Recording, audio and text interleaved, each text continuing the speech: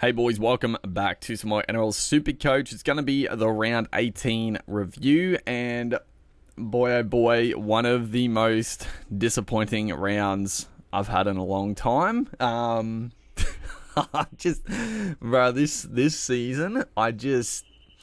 This season is such a troll, man. We cannot get anything going. And just the 50-50s, man. Oh my god. So, as you can see, a good score in the context of a normal week, 1,341. I mean, you'll take that. You'll take that most weeks. 1,300 plus, very, very solid score. But, as you can see, we only jumped 17 spots. I was hoping we might, jag a bit of a jump with, maybe other people not captaining Tedesco. Spoiler, I did not captain Tedesco, so pretty much missed out on a 1,500 score, but it is what it is. What can we do about that? Well, we could have just chosen the right captain, obviously. I feel like, I know I've been whinging a lot this season, but we just can't get any of the 50-50s, man. And we'll go into the team. We'll go into the nitty gritty here because there was some very good scores. To get 1,300 with a pretty poor captain, you obviously have to have some pretty solid scores. So dummy halves and not so much. Reece Robson 45. I mean, disappointing. Robson. Obviously, we haven't had him for a few weeks. He's with Origin and restings. I would have loved to have got a decent score out of Robson, but 45. He at least beat Brayley by 1 point. Thank you, Brayley. Of course, you're scoring mid-40s in a week that I don't need you. Please, for the love of God, can Brayley just start a dummy half in round 19? I know Crossland will be back. Just give me something. Supercoach gods, can you just give me something? Brayley just starting and playing good minutes. Crossland playing at lock. That would be lovely. We'll see if it happens. Our front row, pretty damn solid. Semi-final 51. Josh Curran 87. You love to see Josh Curran finally getting a pretty solid score. I don't know. There's so many people talking about selling Curran and stuff. I don't know. I feel like he's going to be a hold till the end of the season. It obviously dropped a bit of cash with a couple of low scores jammed in there, but he's just a worker, and he does have some attack. He just hasn't really been able to get much lately, but he got a nice little line break and a couple of offloads and here and there, so good stuff for Curran. Terrell May 73 points, so I was pretty confident sitting Terrell May this week. I really didn't expect him to play big minutes, but he did. How many minutes did he actually play? He played not that big of minutes. He played 52 minutes and he scored 73. That's Terrell May, right? Last week he played 47 minutes. He got a try with a line break and only scored 75. So yeah, it was just one of those games where he was just on fire. The big man, Terrell May. Liam Henry 42. So now, we're not going to be doing it this week, obviously. It'll probably be around, 20 or 21 potentially will nuff a front row forward. And honestly, it's out of now Terrell May, Henry, and semi-final. I don't know. If Terrell May is scoring like this, I'm not sure. Because Liam Henry's probably the guy. He's got a 59 break even. The good thing with Henry is that he doesn't play this week. It would have been lovely if he did with Origin players out. But round 20, surely Penrith rest all their guys again. So Henry is every chance to play 80 minutes in back row like he has the last couple of times and just goes fucking gangbusters. So we hold Henry for round 20. Hopefully gets a start, plays big minutes, and then we can move Henry on. Obviously, holding Henry till round 27 is very tempting because, again, Penrith should wrestle their players, and then you've got a Henry scoring 60 plus would be nice. But Terrell May similar. is a decent hold in round 20 when hopefully Roosters rest some of their players. And then has a pretty good draw, but like again, like a full-strength Roosters team. Is Terrell May going to keep getting 50 minutes? I don't know. That's the thing. And then semi-final.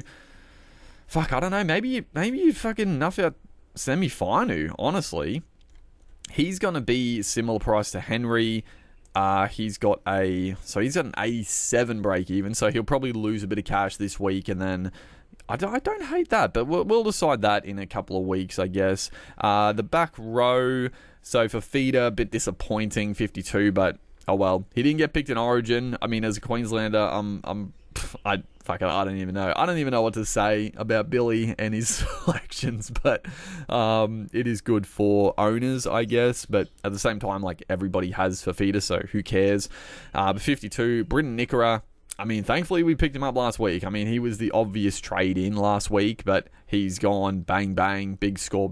So fantastic. Now he plays round 19. Bryce Cartwright, 54.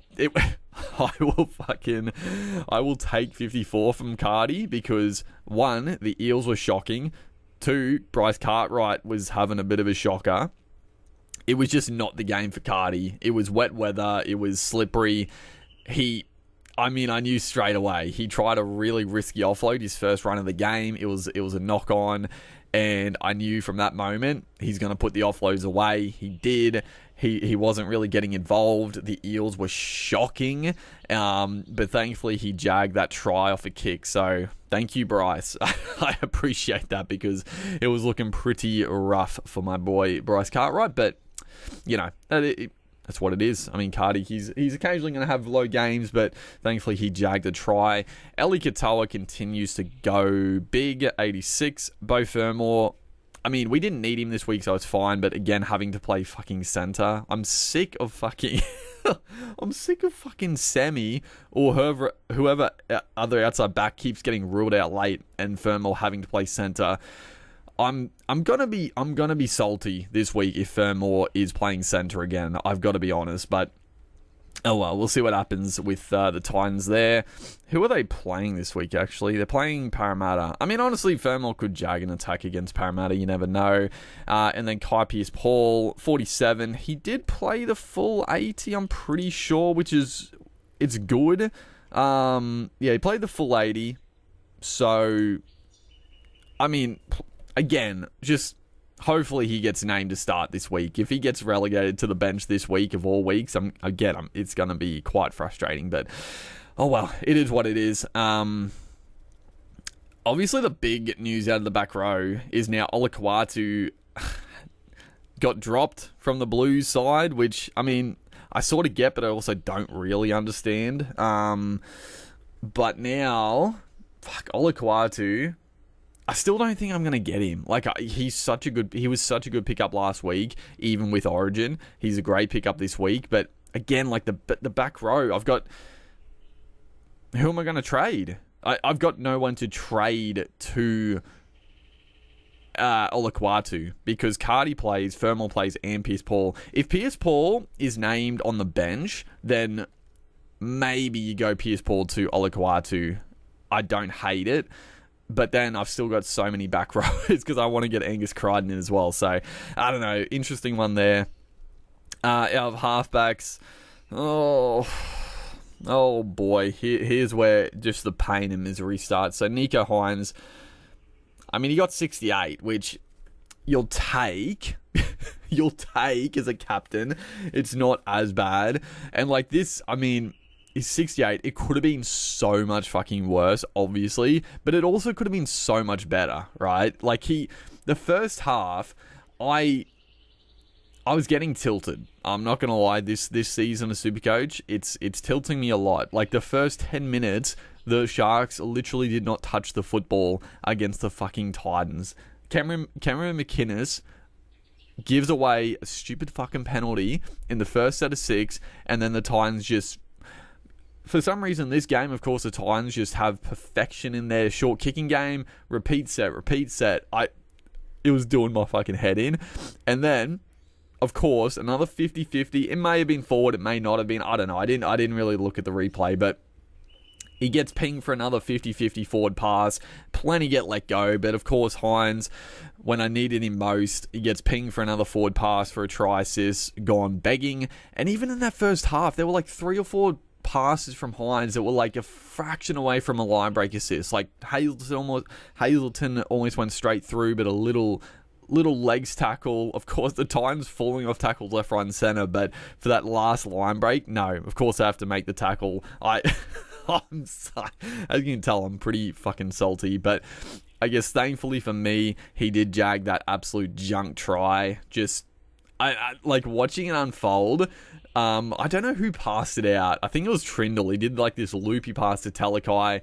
And just the way the whole game had gone, I'm like, oh my God, Talakai's just going to go himself here, isn't he? But thankfully, my boy Talakai dished off just a beautiful little ball to Hines to score the softest try of all time. And he scored 68. So it is what it is. Again, it wouldn't have been that bad, but obviously we all know what happened in the Roosters game. So yeah, we got screwed over there. Tyron Wishart, 108. I mean, my man is just, he's been like, this is what's so frustrating about this season. I feel like I've made some pretty good decisions, like pretty good trade-ins. We've made some shockers as well, but I feel like I've made a couple of good ones, and we just can't get any sort of roll on. It just cannot happen. But Tyron Wishart, 108, fantastic. Our 5'8", Dylan Brown, disappointing. I mean, the Eels were shocking. Like that. At least Dylan Brown, even when the Eels are shit, he's still scoring 50 to 60. So who cares? Lockie Galvin, once again, outperforming Dylan Brown with a 63. My man is just a gun. He's just bloody fantastic. Oh boy, now we get to the center wing, which I mean, I can't help but fucking laugh at this. So let's have a look-see, shall we? Oh God. Oh, I mean, the score's pretty good. So Kiraz 63, all in base. Didn't really get any attack, but that's what Kiraz does. Ruben Garrick 73, again, didn't really have much attack. He just does it at center. Like, his base is fantastic, and he just gets some nice tackle busts, and obviously the goal kicks on top. Greg Marju, obviously the number 1 trade in last week. He crossed over for a try, 86. You love to see it. Tolatau Kola. Oh my God. I can't believe this. So Kola, very early on in that game, I was about to fucking lose it. Early on in the game, after a tackle, he was limping around, he was struggling to get up, and then I saw him get his knee wrapped, and I was like, fuck off. I thought they were probably gonna just shift him back to the centers, and Tommy was gonna go back to fullback if he was struggling. But I mean, Kohler still looked pretty good. He didn't look as sharp. Like, he was definitely struggling throughout the game. He had a couple of great runs. He set up a couple of tries. Scored 83 points. I mean, the man is an absolute gun at fullback. But come to find out, I don't know if this is 100% confirmed, but I think it's pretty much confirmed that he's done his, sprained his MCL or something like that. So he's going to be gone for a month. Far out, dude. He's gone for a month. What do you even say at this point? I can't believe it.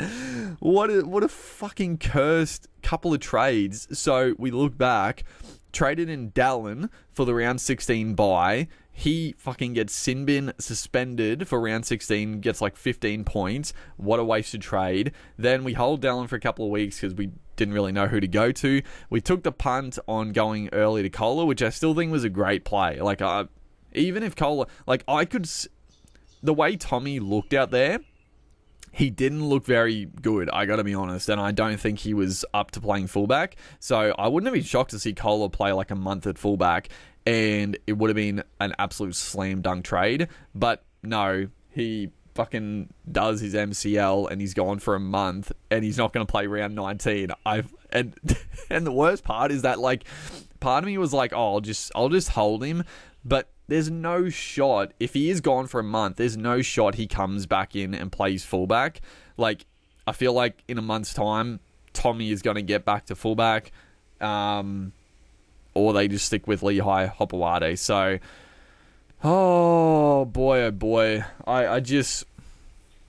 I don't even, it's just so ridiculous. It's so ridiculous. It's hilarious.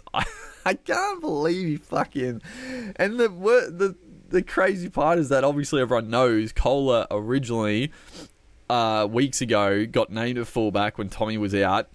He looked great. He scored like 80 again, but he did his fucking AC in his shoulder, so he was gone for a month then. Literally the same thing happened, but this time his knee. So, I mean, obviously I didn't have him the first time, but yeah, wow. I just... I can't, dude. What a fucking shit show, dude. Dommy Young, 67, Nrl 56, just continues to get mid-50s. And then Jacob Gagai, 106. Wow. I mean, that's good. Like, Jacob Gagai, like, I was never considering playing Gagai. I wasn't going to play him over... I mean, I could have taken the punt over, I guess, Nrl, but Nrl was playing the Titans, so obviously I wasn't really looking at Jacob Gagai, but it's good he got 100, so obviously he's going to have negative 12 break even. They take on the Dolphins. Please, can you just get some attack this week? Like, it's just some of my players can perform when I need them. That would be great. But yeah, Gagai going big. Good to see. And then the one that hurts the most, James Tedesco, 149.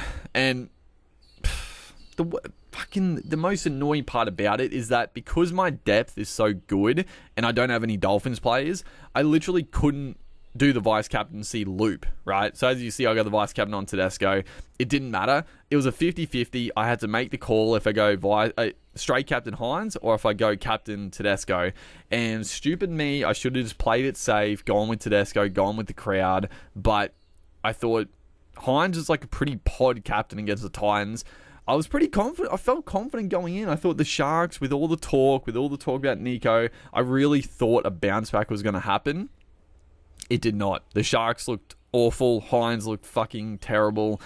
So yeah, that cost me big. And like, again, it usually doesn't hurt that much because generally, even like a high captaincy player, there's usually a few that are like pretty high captained, but Tedesco was like so massively captained by everybody that owned him that it really, really hurt. And of course, he was literally the highest scorer of the round as the biggest captain. So, just compounding the issues there. And then Fletcher Sharp, he played a few minutes, got 16. But like I said, it was, I talked about it last week, that it was sort of good and bad because if Ponga was out last week, yes, Fletcher Sharp would have played at fullback and he would have got a bigger price rise. But then Ponga was probably going to be back this week and he wouldn't have got picked for Origin after no games. But the fact Ponga got rushed back, he's got picked for Origin, and now Fletcher Sharp is going to play fullback in round 19. So it works out pretty well, honestly. I was happy to see that transpire, and obviously it's good that Ponga is playing Origin. And I guess because the Knights play round 20, I mean, I would assume Ponga would back up. Like, he's playing off the bench. He's not going to play huge minutes. So I still think in round 20, you trade Sharp to somebody, maybe Ponga. But we'll see. We'll see what happens there. Hopefully Sharp has a big one. Obviously, a low score, it does hurt his break even a bit, but he's still got a 38. So hopefully he gets a decent score and makes some more cash. But it is what it is. Can't do too much about that. So, yeah, not too much else to really talk about. I mean, we're still... Even with the Kohler, I honestly, I'm so disappointed. Kohler was going to be such a huge potential captain this week against Newcastle, but no, not to be. Man, oh man, that's really fucking rattled me, dude. That we're still looking good for this round. Honestly, we're still looking really good because if we look at numbers. Put in, so we only got one front row. The back row is pretty stocked for this round for sure. Take off Wishart, put on Fermor. Nico Hines obviously playing, Dylan Brown and Galvin playing, beautiful. Our centre wingers, no Kiraz, but, well, Eero's playing, and Jacob Gagai, and we got a fullback in Fletcher Sharp. So we'll change it up quickly. So we got 1, 2, 3. No Cooler. Fuck off, Cooler. God damn it. Oh my God. 1, 2, 3, 4, 5, 6, 7, 8, 9, 10, 11, 12, 13, 14, 15. So we got 15. I wasn't going to make a trade this week. We'll talk more about it, obviously, in the preview and team list and whatnot to see if, Pierce Paul's got the spot and a couple of other little ones potentially. But I think Kohler now, he just is a trade out. The one silver lining here is that potentially now I'm going to go Kohler down to the cheapie in Tungo for the Eels, right? He looked pretty good. He looked like a decent Supercoach option every week if he plays. Tackle buster, he did get a try disallowed, but, he got about 30 to 40 points in base.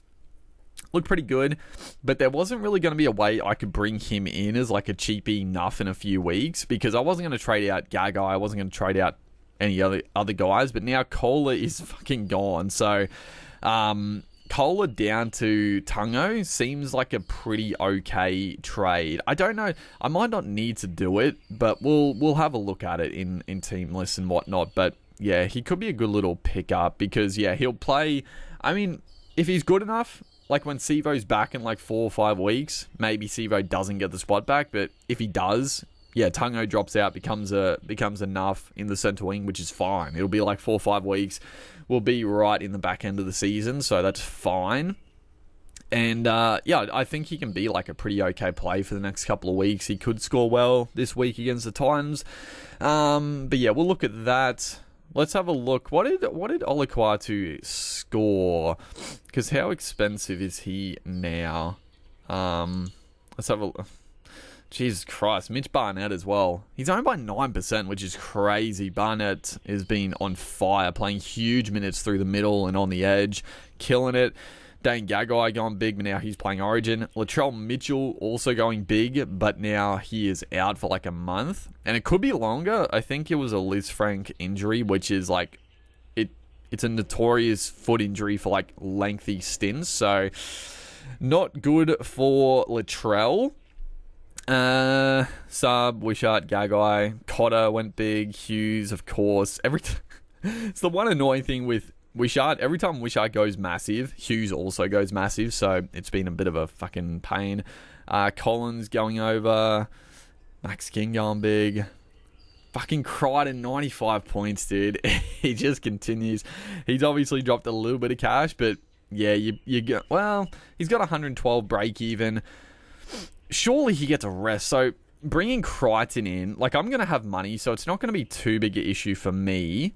But yeah, round 20 against Melbourne at Amy Park, surely he gets a rest, right? If he plays the full 80 in that game, I'll be shocked. That'll be insane. But he might get a rest. I don't know. We might not pick him up in round 20. Round 21, I think you have to get in Crichton, and I think we'll be able to do it. And then it's a really good run. Obviously, round 23 bye, but yeah, Crichton is just a must-have for the run home for sure. Appy Coruscant, fucking 90 points. He's very up and down, old Appy Coruscant. Very up and down. Brian Toto, very popular pickup last week. I mean, I get it, and I would have liked to have got him, but honestly, the games he's going to miss, I think, probably not worth it. It might be worth it. He could go massive for the rest of the games he plays, but still, he'll be missing a few. Where is... So, Reece Walsh, 1OK, Cherry Evans, Scotty Drinkwater. Pappenhausen looked pretty... Pappenhausen looked sharp, honestly. He looked pretty quick. He looked more involved this week, which is good signs. I don't think I'm definitely not going to be picking up Pappenhausen, honestly. I think there's better options. He is very cheap, but I just think there's better. Kalamatangi, holy shit. Okay, so I keep saying that Kalamatangi is not a pickup, but then he keeps fucking doing it. So yeah, Cameron Murray played on the edge this game. I really expected him to shift to the middle, but Kalamatangi played massive minutes. He played at lock, and I think Murray went to the middle, and then Kalamatangi just sort of played at prop. I think, did he play the full 80? No, I think he had a little break, I think. Not a massive break. Yeah, he played 70 minutes through the middle. Gun. I mean, he's getting a little expensive, and again, like, I'm going to want Crichton. I don't think I can fit in Kalamatangi, but fuck me, he's been unbelievable. Fucking Tom Starling has finally got the spot and doing okay for the Raiders, but honestly, if he played this week, I'd be half tempted to like trade Brayley down to him, but doesn't play, so it's fine. Connor Watson, I still think getting Connor Watson instead of Grant in round 20 could be the play, honestly. I'm very, very tempted to just go Connor Watson. He is just absolutely on fire. Who else was there? Blade Slangy, Cody Walker got 70, not too bad. So Ponga got 71. Okay, yeah, okay. So yeah, Ponga 71. He's going to have a huge break-even. Yeah, he's still got 170 break-even. So, I mean, again, he's a pretty okay price, but he's going to drop a lot. So, it's like, because they play around 20. Again, I would expect him to back up. It's against... Oh, Pong is actually a bit annoying. Can you really go without a second gun fullback for like a couple of weeks? Because, again, I would expect him to back up against the Broncos. He could go really well. But then a bye in 21 and then Penrith in 22... And then 23 against Tigers. From there, it's fantastic. But do you wait that long to get in Ponga? I mean, with now Mitchell being out, maybe you could just have Teddy for your gun fullback and wait a few weeks for Ponga. It's not the worst. And then Olakau'atu here, 71 points. He pretty much hit his break even. So yeah, he's pretty much the similar price. Fuck, it's gonna be hard not to get an Olakau'atu, dude. Like. He can go in and out of games. That's the only issue with Olakau'atu. Like, he looks like he's just going to absolutely go massive every match, but then he seemingly just goes out of games. Without Cherry Evans, is it worth getting him in and Crichton in a couple of weeks? I'm going to have so many back row options, but it probably is. Like, the run is so good. A buy in round 22, but, like, yeah, he plays Newcastle, Gold Coast. Roosters tough, but then it's not bad. Yeah, it's going to be hard not to go Olakau'atu. And then there's no one... Yeah, we'll have... I mean, Anfield Blake... Fuck, I mean, he's pretty fucking cheap. Mid-500s. God, you could almost... Brother, you can almost go straight from, like... I can go from, like, Liam Henry or semi-final straight to Fanil Blake. Like, that is very tempting. Like... it's been a pretty good antipod for a few weeks, but it's going to be, again, is it worth the trade? I mean, fuck, I was keen on Payne Haas, but, brother, they're fucking so much more expensive. Yeah, I don't know, maybe you just go for Fanil Blake next week. Honestly, like, the try scoring is going to come back. Like, he's going to score some tries, so don't hate it. Will Price, 69 again, look pretty good, but I can't really fit him in, honestly. Then we look. So what did Tungo end up with? I mean, this young Charlie Geimer as well looked really good. I think he's very trappish in the second row forward as a cheapie, because I feel like he's going to keep the bench spot, but he's probably, he's not going to score 40s every week off the bench. You wouldn't expect. Go down.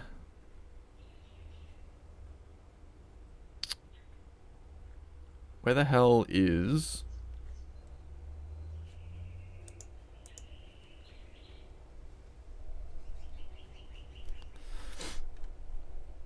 Where the hell's Tungo? Is he more expensive? Where is he?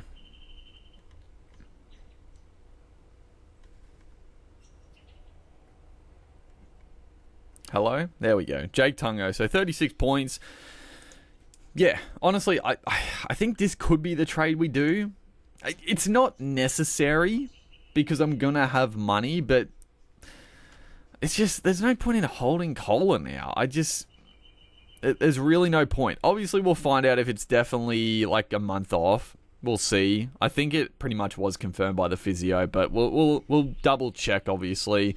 But yeah, Tungo, it's a bit annoying. They got a bye in round 20, obviously, and then it's a couple of tough games, so it's not a slam dunk. But again, if you're picking up for a number, like just a random number, a cheapy downgrade, enough potential, don't hate it. I don't actually hate it. We'll have a look though if we want to actually use that trade.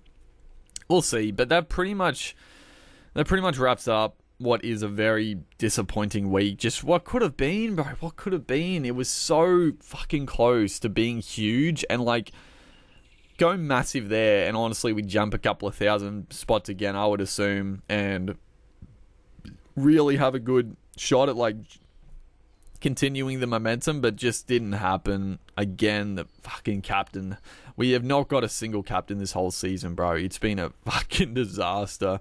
But yeah, that wraps it up. We'll obviously be back for team lists and obviously the preview for round 19. There's a little bit to talk about. There's not too many decisions to make for round 19. It's a pretty straightforward one. But yeah, we got 580 in the bank. We got 12 trades remaining. We got 2 boosts, which I feel like we're going to waste one of the boosts. Like, I don't know if I'm going to have a need for one of them, but we'll hopefully make use and yeah, see what we do this round for trades. But yeah, hopefully you guys are enjoying the content. Hopefully you guys captain Tedesco, not like me. But make sure to like and comment. I'll see you guys in the next one.